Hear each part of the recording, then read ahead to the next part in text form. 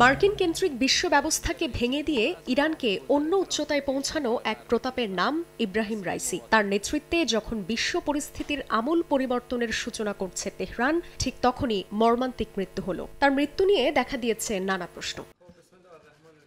ইরানকে পঙ্গু করতে নিষেধাজ্ঞার খেলায় মেতে আছে যুক্তরাষ্ট্র সহ পশ্চিমা জোট। 4 দশকেরও বেশি সময় ধরে নিষেধাজ্ঞার ভেতরেই লড়ছে তেহরান। তবে পশ্চিমাদের রক্তচক্ষুকে উপেক্ষা করেই মধ্যপ্রাচ্যের সবচেয়ে ক্ষমতাধর দেশ এখন তারা। শুধু তাই নয়, তেহরানকে দমাতে কম ফন্দি আটেনি তেল আবিবও। কিন্তু তাদের সব অপচেষ্টাকে পেছনে ফেলে তেল আবিবে ড্রোন হামলা চালিয়ে নিজেদের সামরিক সক্ষমতার প্রমাণ দিয়েছে। বছরের পর বছর ধরে বিভিন্ন আন্তর্জাতিক চ্যালেঞ্জের মুখোমুখি হয়েই সংঘাত এড়িয়ে প্রতিবেশী দেশগুলোতে ভিন্ন কৌশলে নিজেদের আধিপত্যকে প্রতিষ্ঠিত করেন ইব্রাহিম রাইসি।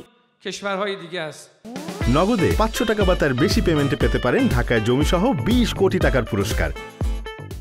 1979 সালের ইসলামী বিপ্লবের পর যুক্তরাষ্ট্রকে মধ্যপ্রাচ্য থেকে হটানো, আঞ্চলিক প্রাধান্য বজায় রাখা এবং চীন ও রাশিয়ার সঙ্গে মূল্যবান জোটগুলোকে শক্তিশালী করাই ছিল ইরানের লক্ষ্য। এরই ধারাবাহিকতায় মধ্যপ্রাচ্যে ইরানের প্রভাব এখন ব্যাপক এবং বহুমুখী। চলমান গাজা সংঘাতকে কেন্দ্র করে ফিলিস্তিনি স্বাধীনতাকামী সংগঠন হামাস, লেবাননের সশস্ত্র গোষ্ঠী হিজবুল্লাহ, ইয়েমেনের হাউথি বিদ্রোহীদের প্রত্যক্ষ ও পরোক্ষ সমর্থন দিচ্ছে ইরান। বলা যেতে পারে যুক্তরাষ্ট্রকে নাস্তানাবুদ করতে বিরাট প্রভাব বলয় তৈরি করেছে। বাহরাইন, জর্ডান এবং মিশর এই অঞ্চলে দেশটির প্রভাব বলয় মেনে নিয়েছে। আর গেল বছর সৌদি আরব ইরানের সঙ্গে কূটনৈতিক সম্পর্ক পুনঃপ্রতিষ্ঠার চুক্তির মধ্য দিয়ে মধ্যপ্রাচ্যের রাজনীতিতে নতুন যুগের সূচনা করে তেহরান। এছাড়া বৈশ্বিক মেরুকরণের অংশ হিসেবে ইব্রাহিম রাইসি ক্ষমতায় আসার পর বিরাট সখ্যতা তৈরি হয় আগে থেকেই বন্ধু দেশ রাশিয়া, চীনের সঙ্গে। মূলত বেইজিং, মস্কো কেন্দ্রিক মধ্যপ্রাচ্যে যে বলয় সৃষ্টি হয়েছে, অঞ্চলটির ভূ রাজনৈতিক সমীকরণে এর গুরুত্বপূর্ণ